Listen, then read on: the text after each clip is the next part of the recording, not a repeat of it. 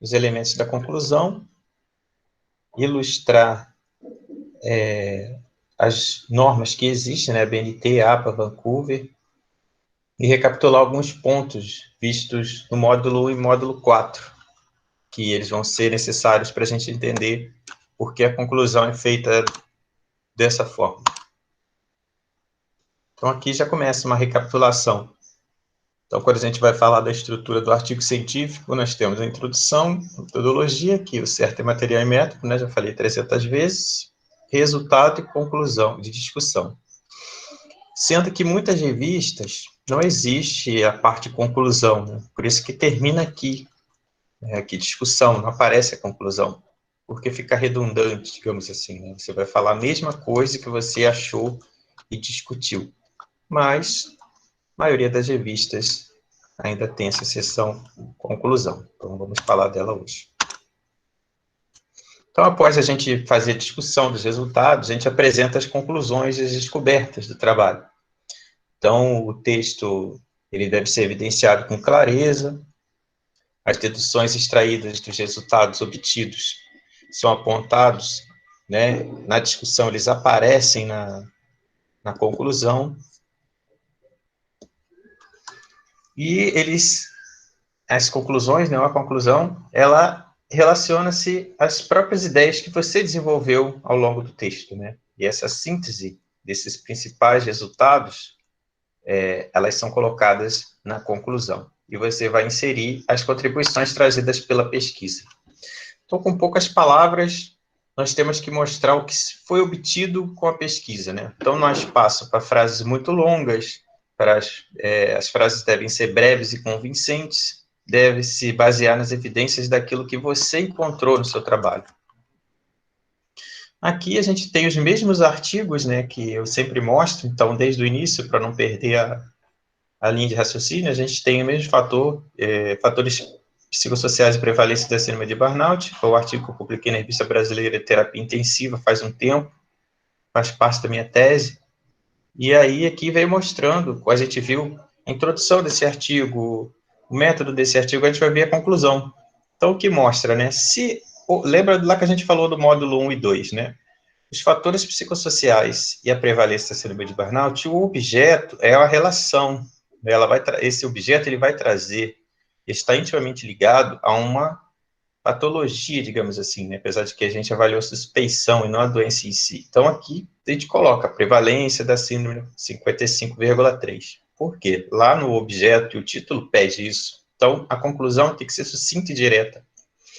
E depois tem outra coisa, ó, quais são as evidências, né? Quais são a relação disso, desse estresse com burnout? Então, vem falando que o esgotamento emocional é alto, a despersonificação também, o grau de estresse auto-referido é alto, a escala que a gente utilizou de estresse mostra um estresse de tal tipo, né? E aí, a gente mostra aqui uma descoberta após a regressão logística múltipla, falando que o trabalho ativo e o trabalho passivo acaba se tornando um protetor, né? Ou seja, o estresse que não causaria problemas, ele acaba sendo um estresse bom, foi o que a gente falou na palestra de ontem, né? Aqui eu estou mostrando para vocês no resumo. O que acontece? No resumo, ele tem que ser mais sucinto ainda. Então, constatou-se que os fatores psicossociais estavam envolvidos no surgimento de burnout do grupo estudado. Os resultados despertaram a necessidade de estudos para intervenção posterior e prevenção da síndrome. Ou seja, fizemos uma síntese ainda maior. Esse aqui já é outro estudo que a gente viu também ao longo do curso. Esse...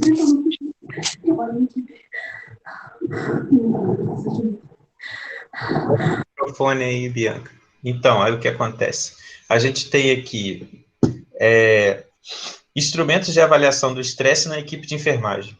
E aí, você vai observar que essa conclusão ela acabou sendo um pouco maior dentro do artigo, o que parece até uma discussão, né? Então, por que isso aconteceu? Porque, lembra que eu falei para você que todo trabalho tem uma relação muito íntima com o objeto? o objeto aqui era instrumentos de avaliação da equipe de enfermagem, de avaliação do estresse. Então, são vários instrumentos. Então, aqui a gente tem as escalas de estresse, ó, falando quais, né, o que aconteceu. Elas são muito utilizadas para avaliar estresse da equipe de enfermagem. A gente sabe que tem muito estresse no hospital, foi o que essas escalas estavam dizendo. A maioria desses hospitais, o estresse, ele estava relacionado ao nível de responsabilidade, baixa autonomia do profissional, e isso tudo levava a você ter um estresse na profissão, e que era necessário a própria enfermagem reconhecer esse estresse. E aí continua. Ó, as relações interpessoais é foco de ação para reduzir o estresse, né? Ou seja, tentar trabalhar essas relações pessoais.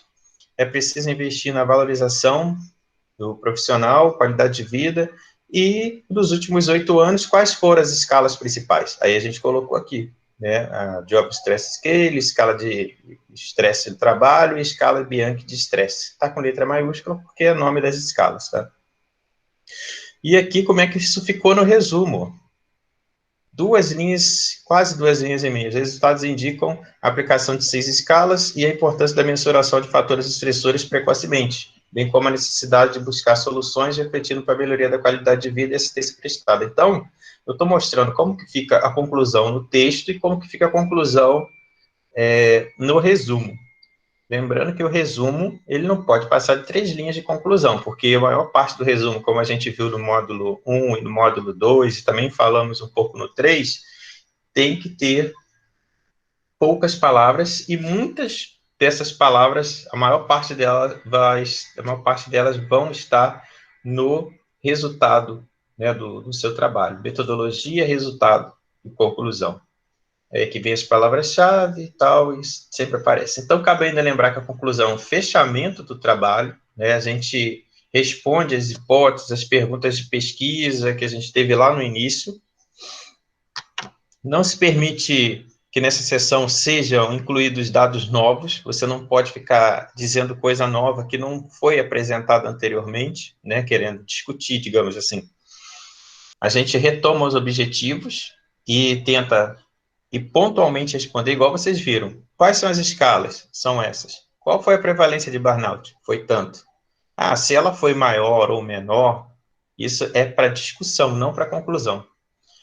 Deixar bem claro qual a grande contribuição do seu estudo para a área do conhecimento, né? E uma coisa que é muito comum que a gente falou também, na discussão a gente coloca lá as limitações, mas você pode, na conclusão, colocar algo que chame bastante atenção, alguma coisa que chamou muita atenção. Eu dei um exemplo para vocês, quando eu estava estudando estresse, e a descoberta que o vínculo tinha um fator muito forte em relação a você ter estresse ruim, né? Descoberta entre aspas, né? Porque ninguém descobre isso, né? Porque do senso comum, as pessoas já sabem que quem tem emprego fixo vai sofrer menos do que aqueles que têm emprego com vínculo precário. Mas a questão toda é que na época que eu estudei, em 2008, não existia tanta precariedade do vínculo, e também porque não existiam estudos no Brasil que mostrasse isso. Então, naquela época, era uma coisa relativamente nova, porque nada é novo, né? Alguém já deve ter estudado em algum lugar, de uma forma ou de outra. Então, você pode comentar também temas, sugerindo para próximos estudos. Então, tem que fazer uma síntese, você pode sugerir, você responde o objetivo, o problema de pesquisa, você faz novas perguntas e o verbo está no passado. Lembrando que no trabalho inteiro o verbo vai estar no passado, né? A gente já falou isso, o trabalho já aconteceu. Projeto de pesquisa a gente faz verbo no futuro, artigo, monografia, colocamos o verbo no passado. Tem alguns truques que eu falei para vocês no módulo 2, que quando a gente quer chamar a atenção, a gente coloca o verbo no presente, né? Por exemplo, no resumo, esse trabalho objetiva, aí isso chama a atenção, né, do leitor. Estamos complicando, ainda vamos ter mais complicações. Agora começa a parte mais chata da aula, que ninguém gosta, que são as normas da BNT, e elas vão demorar um pouquinho. Aí eu já tinha pedido para a Júlia ontem passar os links para vocês aí no chat, então eu mandei para ela agora há pouco as normas da UF, que ela é praticamente a BNT. né, de citação e de formatação. Formatação muda um pouquinho, mas isso não vem ao caso. O mais importante é que citação e forma de referência está igualzinho. Então, é isso que importa. Então, o manual da UF está aí. A gente daqui a pouco vai colocar também as mudanças das referências que aconteceram em 2018-2. Então, começamos pelas citações. Então, a gente, para dar credibilidade ao trabalho, né, como a gente sabe e já viu, a gente tem que ter todas as citações realizadas de forma adequada no estudo, ao longo do artigo. Então, a gente precisa estar com tudo formalmente citado, para não cair no problema do plágio, que a gente viu também em um dos módulos, que agora eu me esqueci. E aqui a gente vê a norma principal de citação, que é 6023. Depois a Júlia vai mandar para vocês as principais mudanças dela. Porque no manual vai estar tudo explicadinho, mas as principais mudanças vai estar nesse link, que eu vou falar também aqui. Então, a gente tem citação direta, citação indireta e citação de citação. Isso na ABNT. Então, para quem está fazendo TCC na UF, vai fazer artigo e depois vai transformar, o ideal é que tudo seja escrito em ABNT. Então, volto a dizer o que eu tinha falado anteriormente em outros módulos. Não se escreve artigo em Vancouver. É impossível. Só se você tiver uma sagacidade muito grande no Office de entender de nota de referência cruzada, que até hoje no Office novo não sei como é que faz, mas no antigo eu sei, e onde você vai mexer no parágrafo e tudo vai ser renumerado.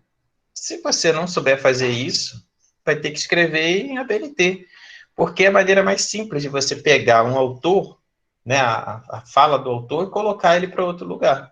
Então, as citações diretas, a gente sempre, entre aspas, compila, para não falar copiar, todas as palavras do autor, né? E você vai colocar no texto. E quando a gente faz isso, quando a gente copia o pé da letra, você pode ter uma citação direta.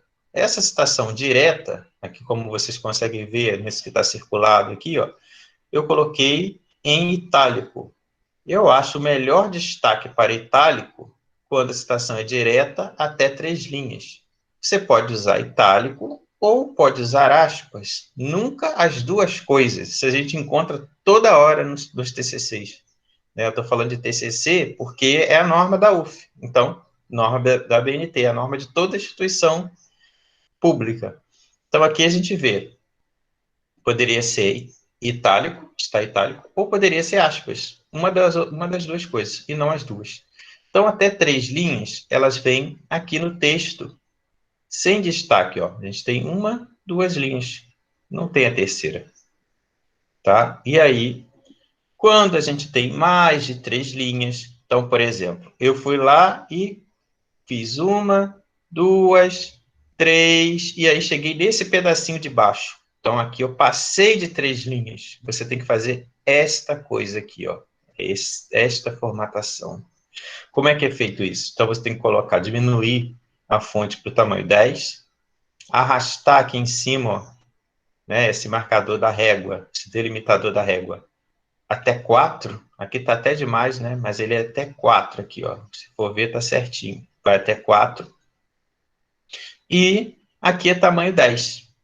Lembrando que toda citação direta, vou voltar aqui, ó, toda citação direta, ela tem o nome do autor, que aqui é o Manual do Ministério da Saúde, que dentro do parênteses é Brasil, né? Você não escreve Ministério da Saúde aqui dentro, você escreve só lá fora. Então aqui é Brasil. 2002, aqui faltou uma vírgula, página 13. Por que eu estou insistindo nisso? Porque toda citação direta tem que ter página, é obrigatório. Então, se a citação direta tem tanto detalhe chato, tem que botar itálico, não tem que botar, tem que fazer recuo, para que fazer citação direta? Assim, é uma dica que eu sempre falo pro pessoal, para que ficar fazendo citação direta? É a preguiça de modificar o texto, né? Então, o ideal é modificar o texto. Então, aqui a gente vê, né, uma citação direta longa, mas, basicamente, são 2 tipos de citação direta e indireta, né? Agora, Aqui, outro exemplo de citação longa, né? E aqui o que acontece? Mesma coisa, o recuo de 4, né? Tamanho 10, espaço simples. Tá? Então, aqui estaria um e-mail, vai para simples. Mesma coisa na outra. Ó. Estaria um e-mail, vai para simples, tamanho 10 e com recuo de 4. Isso porque não quis transformar um pouco as palavras do autor. Aqui a gente tem como que se faz as citações curtas, né, de até 3 linhas, com o exemplo de aspas. Então, Lopes e Batista confirmam os argumentos anteriores ao declararem que a mudança de rumo das atividades realizadas é preocupante. Então, o que ele falou está entre aspas aqui. Eu não gosto muito de aspas, essa assim, experiência minha pessoal, porque é mais difícil de encontrar no texto. Quando você faz um trabalho que a citação direta está itálico, você vai bater o olho e vai achar na hora. E atualmente eu nem uso mais citação direta, porque não dá, né? Vancouver está aí, as normas das revistas são Vancouver. Então, muitos estudantes e professores pensam no que estão fazendo, aí aqui, o que o autor fala é, fazendo um relatório com algumas notas de rodapé, achando que está fazendo pesquisa. Então, geralmente, quando eu faço as citações, eu coloco assim, no final. Eu não deixo o sujeito no texto. Isso é outra dica para vocês. Por quê? Você está fazendo seu artigo em ABNT. Depois você vai transformar. Vai dar muito mais trabalho se você deixar o autor como sujeito das frases. Você tem que colocar o autor lá no final, dentro do parêntese. Então, isso é o que vai garantir aí a segurança do seu trabalho, digamos assim, né? Para não dizer que você não está plagiando nada. Agora vamos às citações indiretas. Então, o que acontece na indireta? A gente modifica um pouco as palavras do autor, né? Então, a única coisa que fica maiúscula nesse caso aqui é a primeira letra do nome dele. Então, vamos voltar aqui. Quando a gente vê aqui no texto, ó, Lopes e Batista, eles são sujeitos da frase, são sobrenomes, só tem a primeira letra maiúscula. Quando a gente olha aqui embaixo e coloca no final, por exemplo, se eu colocasse Lopes e Batista aqui no final, eles iriam estar com caixa alta. Então, o que acontece? Caixa alta é dentro do parêntese, fora do parêntese é caixa baixa. Então, na indireta, é a mesma coisa, né? Se você está usando o autor no texto como sujeito, Potter e Perry comentam, afirmam. Aí aqui você já está usando de uma forma no texto, aqui é aquilo que eu falei, que seria Ministério da Saúde, não Brasil. Brasil só dentro do parêntese. Então aqui todos esses exemplos são citações indiretas. Foi modificada a palavra do autor. Né? Mas aí tem página, porque eu sempre gostei de deixar tudo com página e falo para os alunos colocar página em tudo, porque é mais fácil de você localizar. Então, toda a ciência, dentro do parêntese, Marconi Lakatos, vírgula 2007. Então, dentro do parêntese é caixa alta. Fora do parêntese não é. Né? E isso aqui são exemplos de citações indiretas. Por que são indiretas? Porque modificou a palavra dos autores. Aqui, como é o exemplo do livro, não está com página, tá? Porque é indireta. A indireta não tem obrigatoriedade de ter página. E quando a gente faz assim, espero que vocês tenham entendido, é muito mais fácil, quando for transformar em Vancouver, colocar um númerozinho 2 ou 1 aqui, do que assim, onde você vai ter que mudar toda a estrutura da frase. Então, é sempre bom citação, o nome do autor no final. E a citação de citação? Agora é aquele momento que o pessoal começa a enlouquecer, né? Que ele vem com um monte de detalhe, mas aí sinto muito dizer para vocês que a culpa desse monte de detalhes é a gente mesmo, né? Porque a norma ela é atualizada sempre para atender às necessidades da população, da sociedade. Então, se muda o espaço duplo para um e-mail, é porque todo mundo já fazia um e-mail, entendeu? Se muda a letra tal para outra letra, é porque todo mundo já usava aquela letra. E assim vai. As pessoas vão fazendo, a ABNT vai vendo que o povo está fazendo diferente, faz uma consulta pública, vocês estão querendo modificar para tal forma, aí o pessoal vai lá e vota lá no site deles, e aí muda a norma. A citação de citação é quando você tem uma citação muito bonita num livro ou num artigo, só que não foi o autor daquele livro ou daquele artigo que fez, ele pegou de algum lugar. Então você não tem acesso àquele documento, você tem acesso ao que você está lendo. Então, por exemplo, aqui a gente tem uma obra que você não tem, né, Lide, ou Lidai, sei lá, 1998, que é esse ano que você não tem, Apud, que é citado por Richardson, que está em caixa alta porque está dentro do parênteses, 1991, página tal. Então, o Richardson você tem, mas o Lide você não tem. Então, isso é uma citação de citação. Então, na referência, a gente vai colocar lá as duas referências, tá? Você vai colocar essa aqui e essa outra aqui, porque essa outra aqui vai estar dentro de Richardson. As pessoas esquecem de colocar, né? Então, você vai colocar essa aqui, que está dentro dessa, mas o leitor tem que saber o que, que é essa obra aqui, trata de quê, entendeu? Então, assim, pouquíssimas revistas ainda são em ABNT, mas a ABNT permite que a gente escreva o trabalho. Aí vocês vão me perguntar, né? Vamos voltar lá. Ah, mas eu estou fazendo um artigo em Vancouver. Como é que fica isso? Não fica, porque não existe citação de citação em Vancouver. Aí o que você tem que fazer? Citar só o Richardson. Porque é a obra que você tem, é a obra que você leu. E outra coisa que eu já expliquei para vocês. Isso daqui, em Vancouver, é um terror. Então, como é que se faria isso aqui? Seria direto. Os estudantes estão enganados quando acreditam que eles, ou não se usa eles em estudo científico, estão fazendo pesquisa, quando de fato eles estão apenas transferindo informação factual. Abre parêntese. Ah, não, né? A gente está falando de Vancouver. Seria um aqui, dois. Acabou. Então, se você estiver escrevendo em ABNT, teria que ser colocar para o final. Fica muito mais fácil de você converter depois. Então, diferem textos, né? No texto é uma coisa, quando a gente fala de autor, e no parênteses é outra. Então, o lado de cá é sempre do jeito que eu faço, que eu acho que é mais fácil de converter e de trabalhar. E desse jeito aqui é o jeito mais complicado, que o pessoal quer colocar os sujeitos, né, da frase como os autores. Então, segundo Moraes, vírgula. Segundo Moraes e Souza, três autores, ó. Não sei quem, Gabriel Vilela, 2000. Mais de três autores. Aí começa o problema, que é uma falha de todo mundo. Belkin et al. Isso daqui não pode aparecer no texto. O et al, ele não deve aparecer no texto.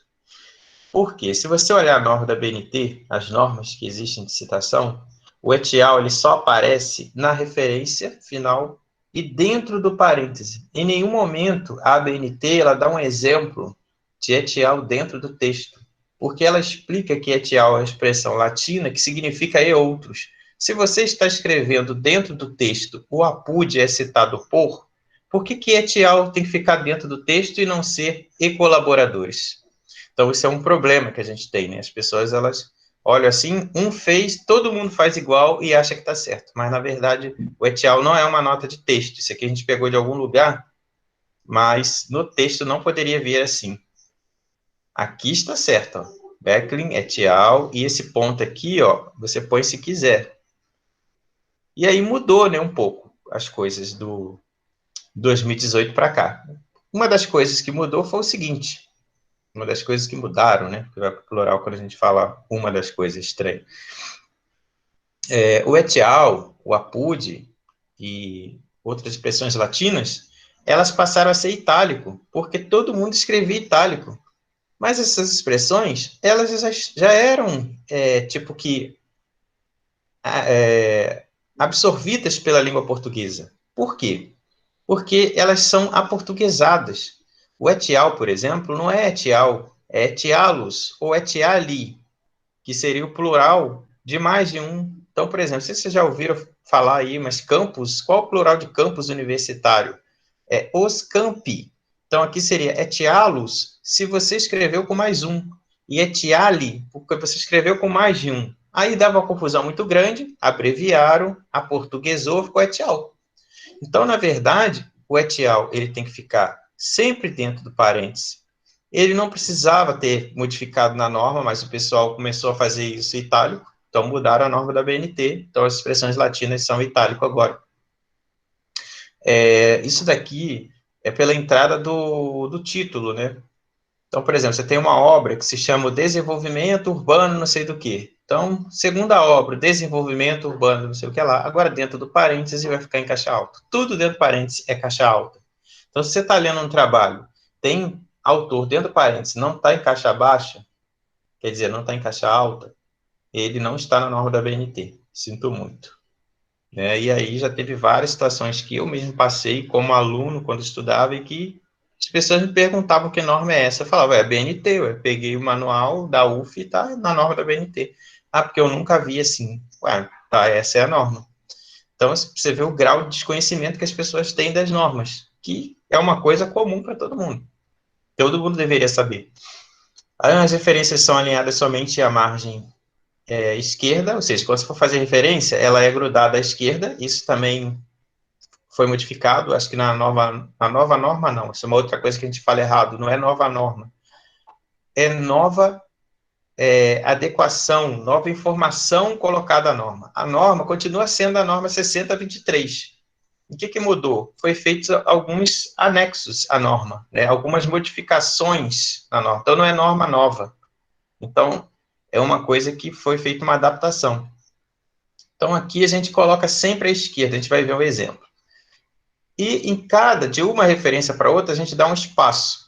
Então, o recurso tipográfico que a gente usa para poder colocar o nome da revista ou o nome do livro é você colocar ou negrito, ou itálico, ou sublinhado.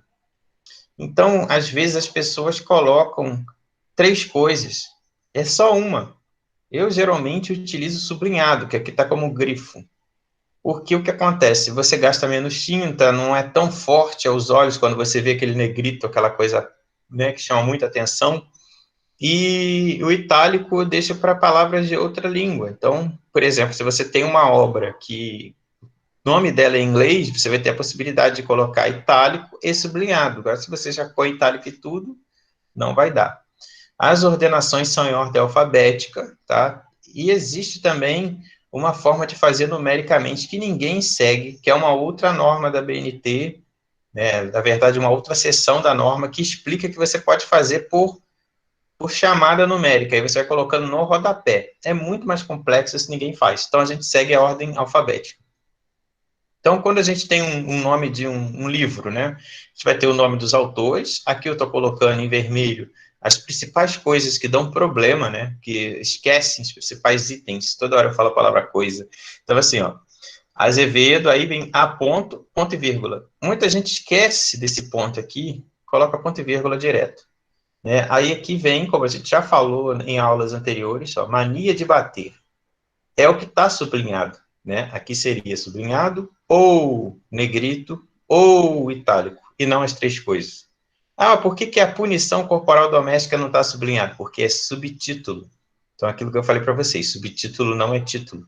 Aí vem um local, São Paulo, o nome da editora, depois de 2 pontos, não é para escrever editora Guanabara Kugan, é para colocar Guanabara Kugan, para colocar Iglu, colocar o nome da editora, vírgula e o ano. Aí aqui agora a gente vai ver, ó, livros de novo, o mesmo exemplo, né, assim, da estrutura, nome, subtítulo não aqui, ó, ponto e vírgula, aqui tem um outro exemplo mostrando como que se faz quando tem edição, então 9.ed, tá? Então, por que esse ponto aqui?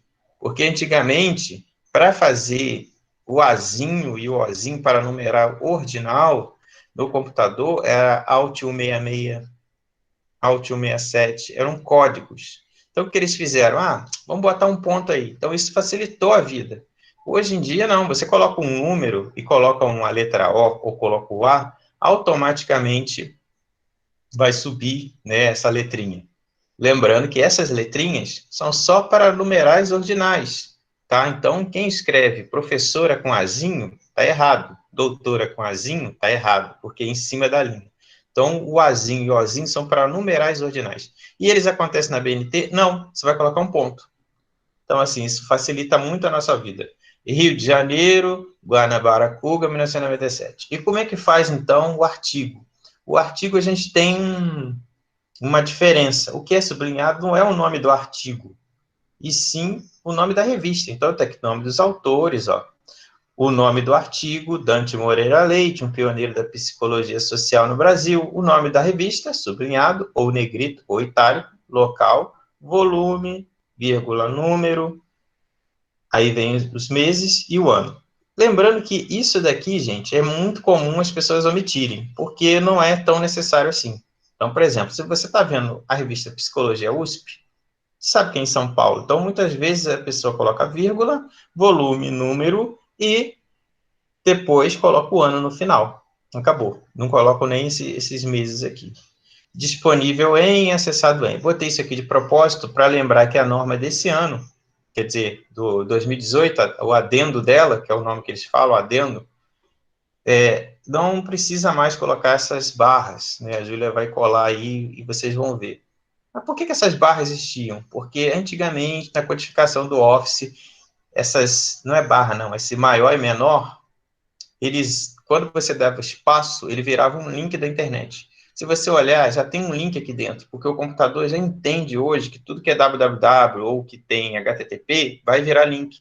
Então, o maior e menor, que eu chamei errado de barra no início, ele desaparece, ele não precisa mais. Então, isso foi uma outra coisa que modificou na norma. Capítulo de livro, então a gente tem um livro que se chama Acesso ao Tratado de Medicina Interna, e eu utilizei somente um capítulo, escrito por Fradewald, da Epidemiologia das Doenças Cardiovasculares. Aí aparece in, que é contido em quem? Em Gil et al., que são os autores do livro. Tratado de Medicina Interna, 20 ED, ó, cadê o Azinho? Não existe.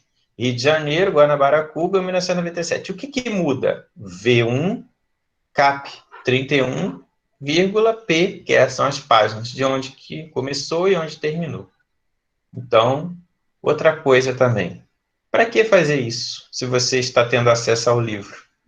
Né? Eu iria citar o livro, mas eu já fiz muito isso, né? Já coloquei capítulo de livro. E hoje em dia não. Porque às vezes, por que a gente faz isso, né? Às vezes é diferente o capítulo do livro de todo o livro, né? Que no caso só achei interessante das doenças cardiovasculares. Mas se você tivesse referenciado o livro inteiro, Acesso ao Tratado de Medicina Interna, não estaria errado, entendeu? Então, aqui a formatação visual geral é importante falar, isso está no manual da UF também, e aí já deve estar aí no link. Ó, a folha no formato A4, a fonte Times New Roman tamanho 12, o espaçamento 1,5, as margens superior, né, e esquerda, que seria essa aqui, ó.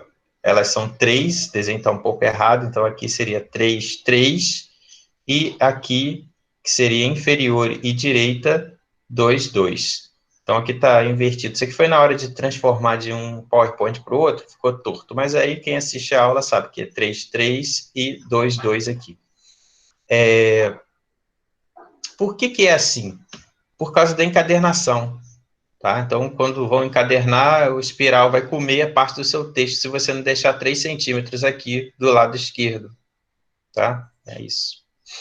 Então, aqui os parágrafos são de 1,25, em todos os... Mas por que é 1,25? Porque o Office, quando você começa e você dá um tab, automaticamente ele vai colocar o parágrafo em 1,25 e todos os outros parágrafos serão 1,25. Então, é por isso, para facilitar a nossa vida.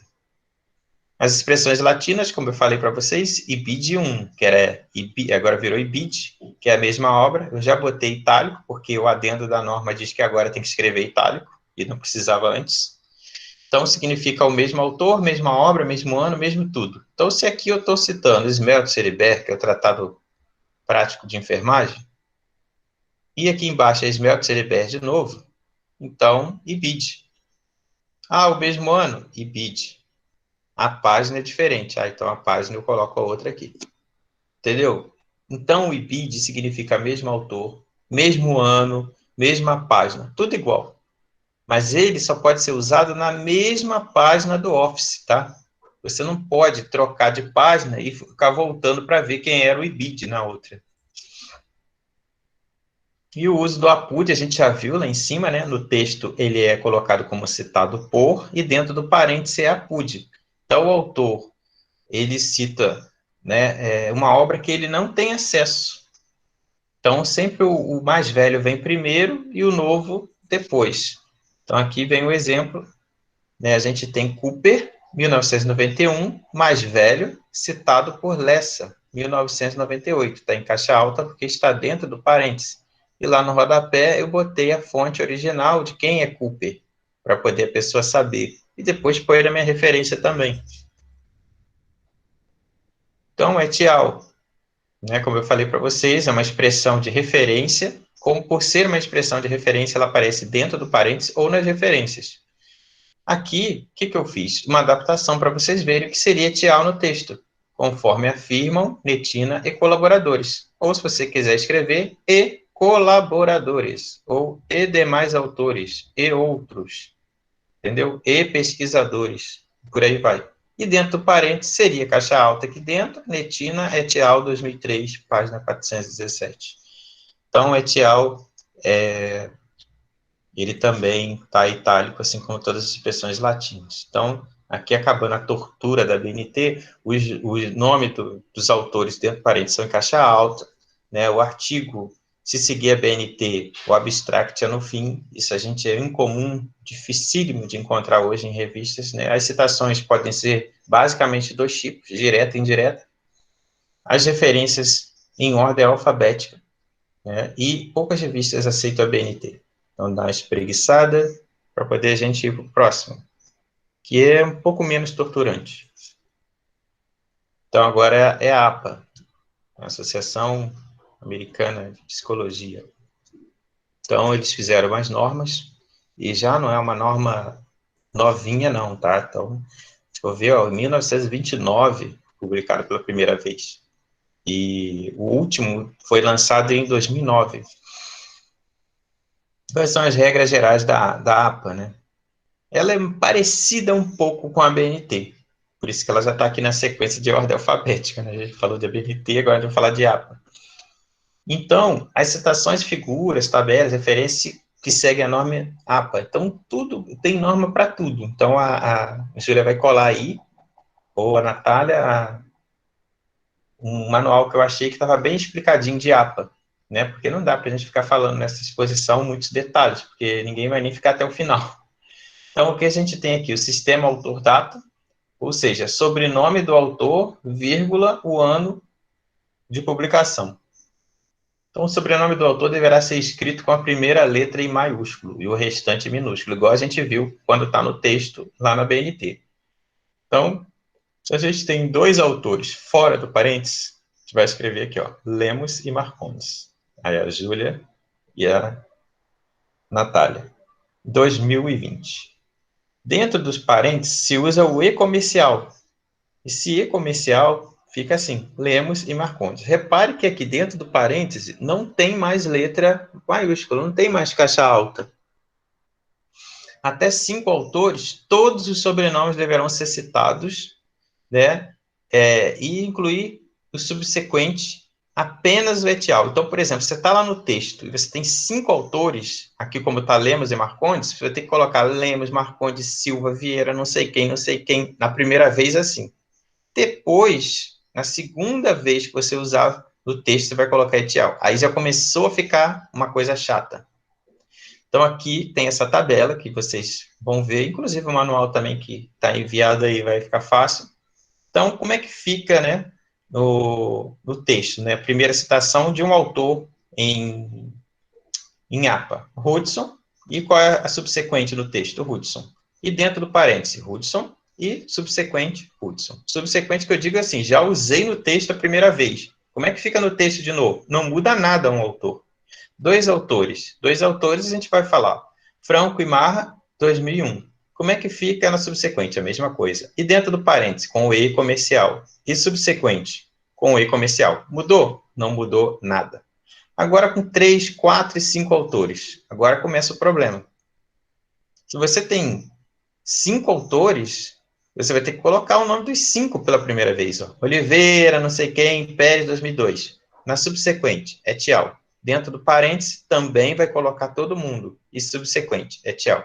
Então, é como se fosse aquela história que a gente fala de, usei Ministério da Saúde pela primeira vez e botei MS. E depois abreviei. Então, o abreviado nessa norma é você usar o et al. Depois que você já utiliza pela primeira vez, por extenso, o nome de todo mundo. Agora, quando tem 6 autores, aí é et al. Para todo mundo. Então, basicamente, é isso que a gente tem que gravar de APA de ser diferente. No texto, aqui são exemplos que a Natália colocou, ó. Então, aqui está Silva et al., Carvalho, né, pela primeira vez com até 5 autores, ó, Alaue, Fonseca, aqui Oliveira, Lima, Menezes. Então, as referências, elas devem ser apresentadas no final do texto por ordem alfabética, né, como a gente já sabe, e utilizando vírgulas, né, para separar o nome dos autores. Então, a BNT ela é exagerada, né, tem ponto, ponto e vírgula, aqui é só vírgula. Se o número de autor for 8 ou mais, cite o nome dos 6 primeiros, né, olha só, isso é importante, por isso que eu já marquei aqui colorido, porque na BNT, se são mais de 3, já é et al., do início ao fim do documento. A APA pede na referência que, se você tem 8 ou mais, você vai citar o nome dos 6 primeiros, né? E 3 pontos, para poder dizer que tem mais autor e o nome do último. Eu acho, assim, totalmente diferente do que a gente faz, mas acontece. Então, aqui vem um exemplo, no texto, Moody e White, ou, dentro do parênteses assim, nas referências, Moody, vírgula, J, ponto, vírgula, E, White, vírgula, DR. Tá vendo? Tem ponto também, igual a BNT, mas não tem ponto e vírgula. E aí que aparece o nome da obra, né, o volume, o número e as páginas. Então, aqui só falando que o ano deve ser entre parênteses. É isso que eu estou mostrando aqui, ó, entre parênteses, na referência. Então, aqui, ordem alfabética do APA, tá? Detalhes, depois veja no manual. E aqui veio mostrando como é que fica, com mais de 7 autores, né? Então, como eles pedem, ó, 1, 2, 3, 4, 5, 6, aí 3 pontinhos e o último, e o ano, e o nome da obra. Entendeu? Então, é uma coisa que tem que olhar a norma da revista. Por que eu estou falando isso? Que daqui a pouco eu vou explicar. Então, livro, sobrenome, como é que fica? Sobrenome, né, aí vírgula, A, aí não tem caixa alta aqui, enquanto que na BNT é tudo caixa alta nas referências, né, sobrenome da pessoa. Aqui, ó, tá aparecendo negrito, o nome do livro. Olha aqui, o quinta edição, ó, com A em cima da linha, né? Aí você vai ter que lutar com o computador para esse A ficar aqui, vai ter que desfazer a formatação. Rio de Janeiro e a editora. Tá? Aqui vem o nome em periódico, no caso, né, em revista. Então, a revista aqui aparece, vírgula, volume, número, página, porque o ano está lá na frente. Então, como vocês podem ver, é um pouquinho chatinha a APA, porque ela é diferente, ela é como se fosse uma mistura de uma norma com a outra. Então, incluir o DOI sempre que possível, inclusive, isso é outra coisa que mudou na norma da BNT 2018-2, né, que fez o adendo, colocando o DOI como uma coisa obrigatória. Assim como você também poder escrever, se quiser, o nome dos 6 autores, ou todos os autores, sem colocar o et al. Na referência. Tá? Isso é outra coisa que mudou. Então, a APA, além de ser chata e insuportável, a gente tem colocar caixa alta, né, em lugar nenhum, segue padrão internacional, as referências são em ordem alfabética, uma vírgula separa um autor do outro, lembrando que a gente viu que tem ponto lá para abreviar também, né? E sempre consultar a norma da revista, porque as revistas, às vezes, criam normas, como eu já falei para vocês desde o módulo 1. Essa criação de normas deixa a gente enlouquecido. Sim, complicou bastante. Então, Vancouver. Né? Aí botei a foto de Vancouver. Chega na hora, não é Vancouver, é Toronto, né? Não sei. Então, aqui, ó, estilo Vancouver. Foi criado em 78, periodicamente esse comitê se reúne. No Brasil, se eu não me engano, a Universidade Federal de Santa Catarina era responsável por fazer essa adaptação no Brasil, tipo, disponibilizar e tal. Não consegui achar o site na internet mais, mas também a gente está na crise danada, não sabe o que está acontecendo, né? Então, esse modelo ele é utilizado na área o quê? Biomédica, nacional e internacional. Então, a norma de Vancouver não tem regulamentação padrão de citação. Olha que interessante, ó, não tem padrão de citação. Porém, todavia, entretanto, as revistas inventam normas. Então, ela vai lá e coloca assim, a norma da revista é Vancouver. Tá bom. Aí chega lá, para citações diretas, ué, não tem, como assim? Então, você tem que olhar sempre a norma da revista. Então, Vancouver, com citação direta, não existe.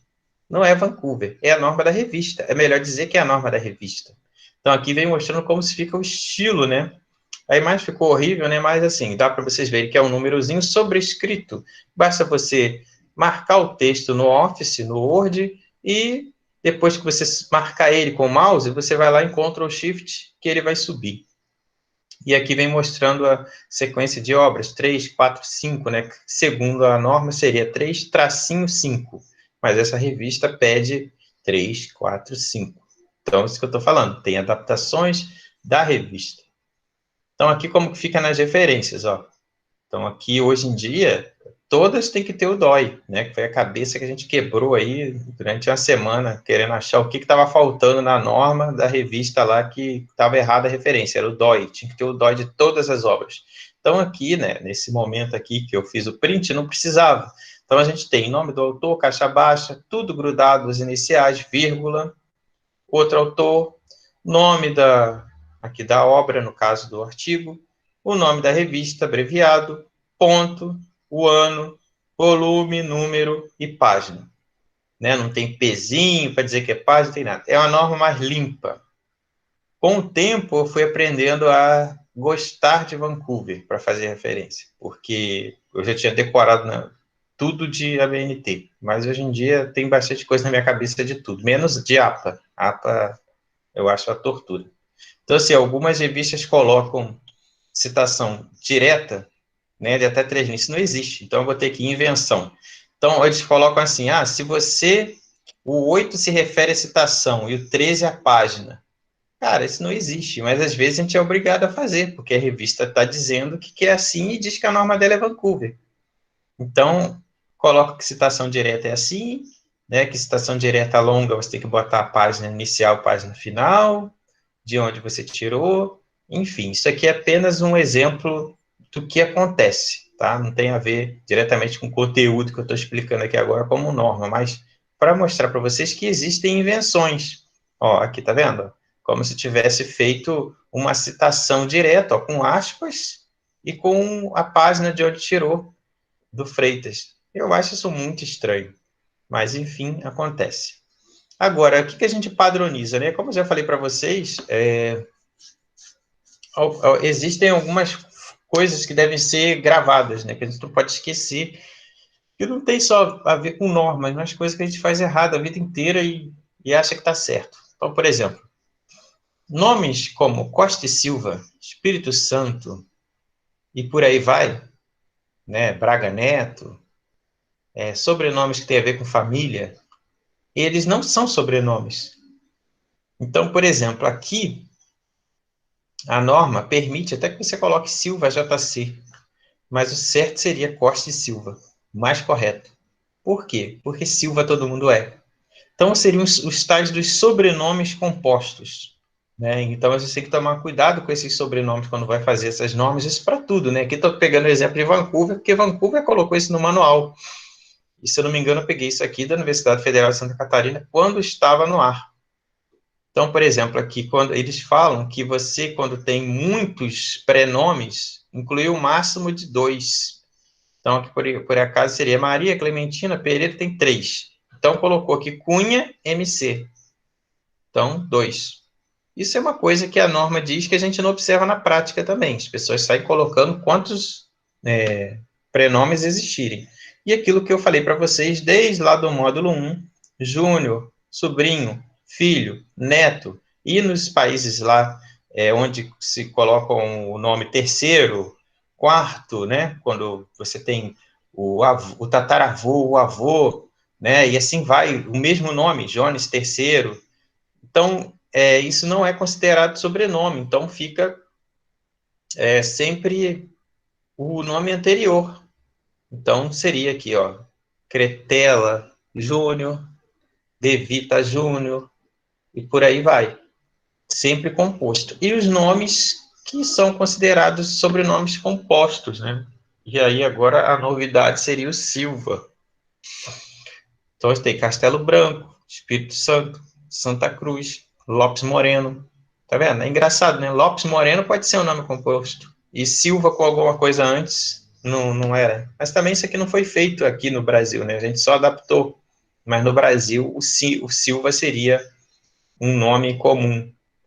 Então aqui, ó, a gente vê terceira edição, tá vendo? Em português. Então, aqui o azinho é utilizado na norma de Vancouver, enquanto que na ABNT não é utilizado. Sim. Então, artigo da revista, né?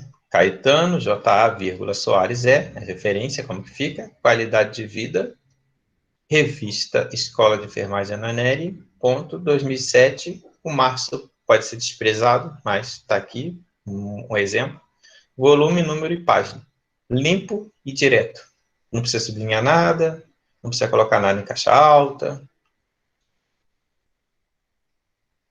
Aqui a gente está vendo ó, o uso do ASIN, tá? Então, Minaio, MC, vírgula, Deslândia, SF, Cruz Neto, tá vendo? Não apareceu somente o Neto aqui.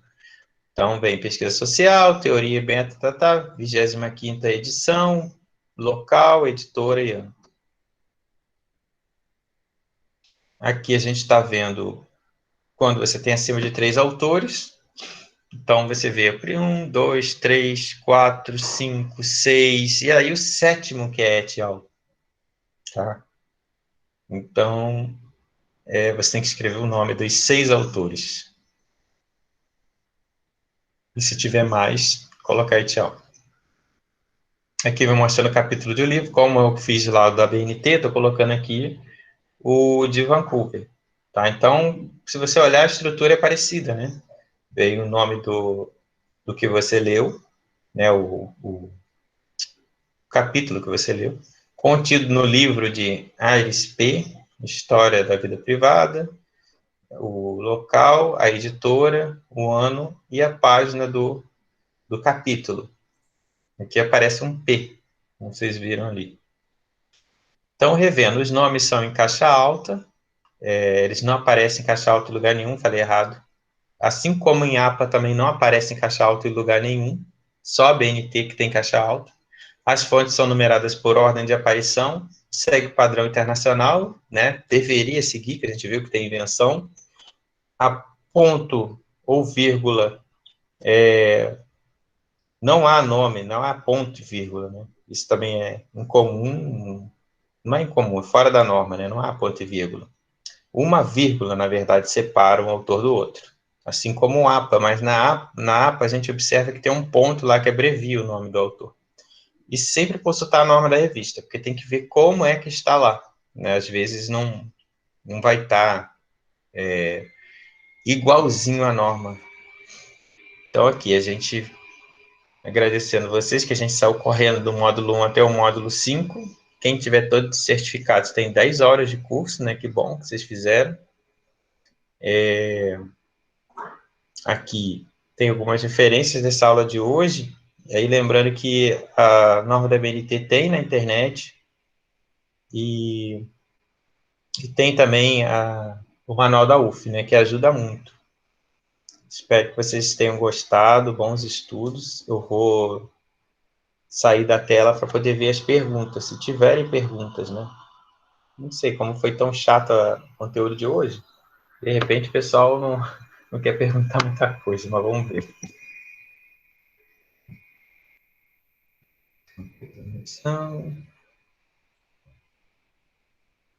Hoje tem 30 pessoas. O pessoal até quer ter menos, porque é muito chata essa aula de... Então, aqui. Então, pessoal, tem alguma pergunta aí? Acho que agora, deixa eu ver se eu consigo me ver. Estou me vendo na outra câmera. Nessa daqui eu não me vejo. Opa, vi.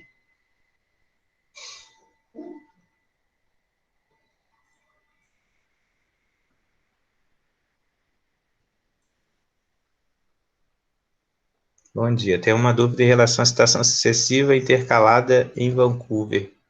Ah, isso é uma. Então, existe alguma. A Carol, minha orientanda.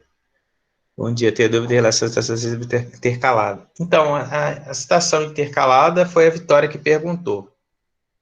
O que acontece? A intercalada, você vai ter que simplesmente ter um controle em cima do que você está fazendo, senão você vai se perder. Eu, geralmente, quando eu faço isso, escrevo o trabalho todo em, em ABNT para depois passar em Vancouver, né? Você vai colocar o número sequencial, 1, 2, 3, 4. E aí você vai intercalar agora, você vai voltar a colocar o 2.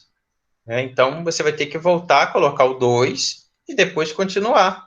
Né? Intercalar é isso, né? Eu não sei se é isso que você está perguntando. Em relação ao Zotero, que a Carolina pergunta aqui, eu já fiz uso desse Zotero que estava no doutorado, aprendi a utilizar vários aplicativos de referência. Né? Uns que você colocava a referência na pasta, e você tinha que depois lá da pasta localizar essa referência e inserir. A minha experiência não foi boa, pode ser que tenham aprimorado, mas toda vez que fazia referência eu tinha que ir lá e consertar.